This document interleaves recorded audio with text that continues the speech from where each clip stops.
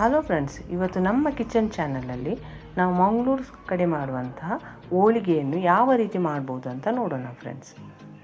ಮೊದಲಿಗೆ ಇಲ್ಲಿ ಅರ್ಧ kg ಮೈದಾ ತಗೊಂಡು ಅದಕ್ಕೊಂದು ಸ್ವಲ್ಪ ಅರಿಶಿಣವನ್ನು ಹಾಕ್ಕೊಂಡು ಚೆನ್ನಾಗಿ ನಾದ್ಕೋಬೇಕು. ಸ್ವಲ್ಪ ನೀರು ಹಾಕಿನೇ ನಾನಿಲ್ಲಿ ಫಸ್ಟ್ ನಾದ್ಕೊತೇನೆ. ಆಮೇಲೆ ಒಂದು ಸ್ವಲ್ಪ ಎಣ್ಣೆಯನ್ನು ಹಾಕ್ಕೊಂಡು ಇನ್ನೂ ಒಂದು ಸ್ವಲ್ಪ ಚೆನ್ನಾಗಿ ನಾದ್ಕೋಬೇಕು ಫ್ರೆಂಡ್ಸ್. ಚೆನ್ನಾಗಿ ನಾದ್ಕೊಂಡ್ಮೇಲೆ ಅದಕ್ಕೆ ಒಂದು ಸ್ವಲ್ಪ ಎಣ್ಣೆಯನ್ನು ಹಾಕಿ ಮಿನಿಮಮ್ ಅಂದರೆ ಒಂದು 2 ತಾಸು ಅದನ್ನು ನೆನೆಯೋದಕ್ಕೆ ಸಪ್ರೇಟಾಗಿ ತೆಗೆದಿಡೋಣ. ಇಲ್ಲಿ ಅರ್ಧ kg ಮೈದಾ ತಗೊಂಡಿದ್ದಾಗ ನಾನಿಲ್ಲಿ 1/2 kg ಅಷ್ಟು ಕಡಲೆಬೇಳೆ ತಗೊಂಡು ಕಡಲೆಬೇಳೆ ಮುಳುಗುವಷ್ಟು ನೀರನ್ನು ಹಾಕ್ಕೊಂಡು ಒಂದು 3 ಸಿಟಿ ಇದನ್ನು ಕೂಗಿಸ್ಕೊಳ್ತೇನೆ. 3 ಸಿಟಿ ಆದಮೇಲೆ ಈ ಕಡಲೆಬೇಳೆಯಲ್ಲಿ ಎಕ್ಸ್ಟ್ರಾ ಇರುವ ನೀರನ್ನೀಗ ತೆಗಿತಿದ್ದೇನೆ. ಫ್ರೆಂಡ್ಸ್, ಯಾರಾದರೂ ಈ ಚಾನಲ್ಗೆ ಹೊಸಬರಾದರೆ ಈ ಚಾನಲನ್ನು ಸಬ್ಸ್ಕ್ರೈಬ್ ಮಾಡ್ಕೊಳ್ಳಿ. ಬೆಲ್ ಐಕಾನ್ ಆಲಲ್ಲಿ ಸೆಟ್ ಮಾಡಿದರೆ ನಾನು ಮಾಡೋ ವಿಡಿಯೋ ನಿಮಗೆ ನೋಟಿಫಿಕೇಷನಲ್ಲಿ ಬಂದುಬಿಡುತ್ತೆ. ಈಗ ಇದಕ್ಕೆ 1/2 kg ಕಡಲೆಬೇಳೆಗೆ 1/4 kg ಅಷ್ಟೇ ಸಕ್ಕರೆಯನ್ನು ತಗೊಂಡು ಒಂದು ಸಲ ಕಡಲೆಬೇಳೆ ಜೊತೆ ಸಕ್ಕರೆಯನ್ನು ಚೆನ್ನಾಗಿ ಮಿಕ್ಸ್ ಮಾಡ್ಕೋಬೇಕು. ಸಕ್ಕರೆಯನ್ನು ಕಡಲೆಬೇಳೆ ಜೊತೆ ಒಂದು ಸಲ ಚೆನ್ನಾಗಿ ಮಿಕ್ಸ್ ಮಾಡಿದ ಮೇಲೆ ಒಂದು 3ರಿಂದ 4 ನಿಮಿಷ ಇದನ್ನು ಗ್ಯಾಸ್ ಮೇಲೆ ಇಟ್ಟು ಒಂದು ಸಲ ಇದನ್ನೆಲ್ಲ ಮಿಕ್ಸ್ ಮಾಡ್ಕೋಬೇಕು ಫ್ರೆಂಡ್ಸ್. ಯಾಕಂದರೆ ಸ್ವಲ್ಪ ಗಟ್ಟಿಯಾಗಲಿ ಅಂತ. ನಾವು ಬರೀ ಈ ಸಕ್ಕರೆ ಜೊತೆ ಕಡಲೆಬೇಳೆ ಜೊತೆ ಮಿಕ್ಸ್ ಮಾಡಿದರೆ ಅದು ಒಂದು ಸ್ವಲ್ಪ ನೀರಾಗೋ ಚಾನ್ಸ್ ಇರುತ್ತೆ. ಅದಕ್ಕೋಸ್ಕರ ಒಂದು 4 ನಿಮಿಷ ಇದನ್ನು ಈ ರೀತಿ ಮಿಕ್ಸ್ ಮಾಡ್ಕೊಳ್ಳೋಣ. ಆವಾಗ ಒಂದು ಸ್ವಲ್ಪ ಗಟ್ಟಿಯಾಗಿಬಿಡುತ್ತೆ. ಅದಕ್ಕೋಸ್ಕರ ಈ ರೀತಿ ಇದನ್ನು ಒಂದು ಮಿನಿಮಮ್ ಅಂದರೆ ಒಂದು 4 ನಿಮಿಷ ಗ್ಯಾಸ್ ಮೇಲೆ ಇಟ್ಟು ಬೇಯಿಸ್ಕೋಬೇಕು.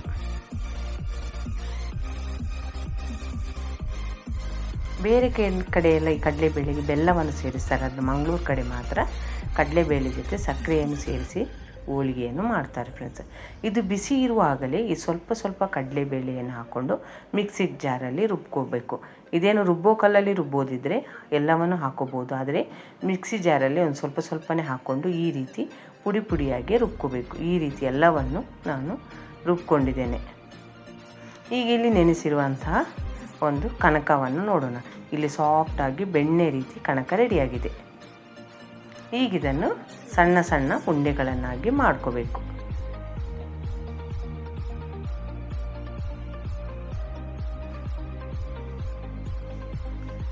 ಈ ರೀತಿ ಮೈದಾ ಹಿಟ್ಟನ್ನು ಸಣ್ಣ ಉಂಡೆಗಳನ್ನಾಗಿ ಮಾಡುತ್ತೇನೆ. ಅದೇ ಗಾತ್ರಕ್ಕೆ ಕಡಲೆಬೇಳೆಯನ್ನು ಕೂಡ ನಾನು ಅದೇ ಗಾತ್ರದಲ್ಲಿ ಉಂಡೆಗಳನ್ನಾಗಿ ಮಾಡ್ಕೊತೇನೆ.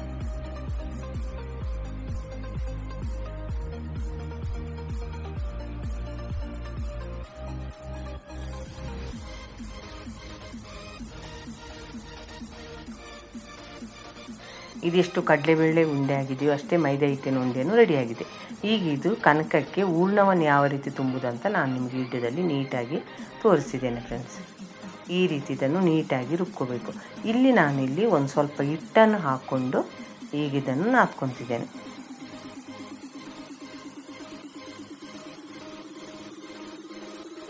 ಆದರೆ ಇದನ್ನು ಒತ್ತಿನೇ ಲಟ್ಟಿಸ್ಕೋಬಾರ್ದು, ನಿಧಾನಕ್ಕೆ ಸಾಫ್ಟಾಗಿ ಇದನ್ನು ಲಟ್ಟಿಸ್ಕೋಬೇಕು ಫ್ರೆಂಡ್ಸ್. ಯಾಕಂದರೆ ಕಣಕದಿಂದ ಹೂರ್ಣ ಹೊರಗೆ ಬರ್ಬೋದು. ಅದಕ್ಕೋಸ್ಕರ ಇದನ್ನು ನಿಧಾನವಾಗಿ ಸ್ವಲ್ಪ ಹಿಟ್ಟು ಹಾಕ್ಕೊಂಡು ಈ ರೀತಿ ಲಟ್ಟಿಸ್ಕೋಬೇಕು. ನೀವು ವಿಡಿಯೋದಲ್ಲಿ ನೋಡ್ತಿರ್ಬೋದು ನಾನು ಯಾವ ರೀತಿ ಲಟ್ಟಿಸ್ಕೊತಿದ್ದೇನೆ ಅಂತ. ಅದಕ್ಕೋಸ್ಕರ ಕಣಕವನ್ನು ಮೊದಲೇ ಚೆನ್ನಾಗಿ ರೆಡಿ ಮಾಡ್ಕೋಬೇಕು ಫ್ರೆಂಡ್ಸ್. ನೀವು ಎಷ್ಟು ತೆಳ್ಳಗೆ ಬೇಕಂದ್ರೂ ಮಾಡ್ಕೋಬೋದು ಫ್ರೆಂಡ್ಸ್. ಇದು ಹಿಟ್ಟು ಹಾಕಿ ನಾವು ಲಟ್ಟಿಸಿರೋದರಿಂದ ಒಂದು 2-3 ದಿವಸ ಇಟ್ಟು ನಾವು ಇದನ್ನು ತಿನ್ಬೋದು.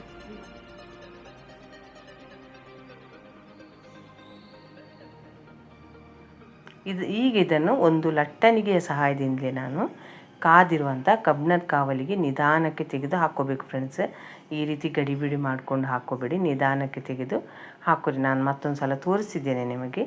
ಈ ರೀತಿ ಕಾದಿರುವಂಥ ಕಬ್ಬಿಣಕ್ಕೆ ಹಾಕ್ಕೊತಿದ್ದೇನೆ ಫ್ರೆಂಡ್ಸ್.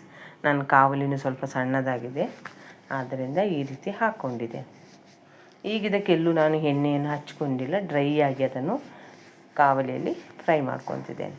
ನೋಡ್ತಿದ್ದೀರಲ್ಲ ಫ್ರೆಂಡ್ಸ್ ಯಾವ ರೀತಿ ರೆಡಿ ಮಾಡಿದ್ದೇನೆ ಅಂತ.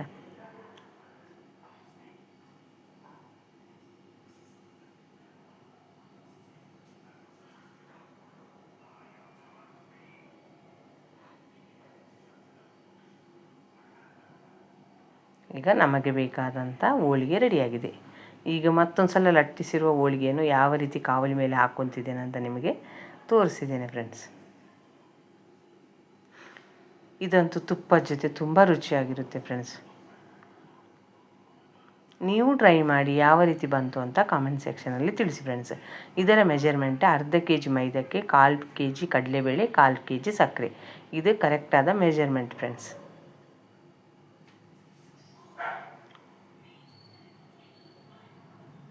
ಈ ವಿಡಿಯೋವನ್ನು ನೋಡಿದ್ದಕ್ಕೆ ನಿಮಗೆ ತುಂಬ ಧನ್ಯವಾದಗಳು. ಇಷ್ಟ ಆದರೆ ಲೈಕ್ ಮಾಡಿ, ಶೇರ್ ಮಾಡಿ.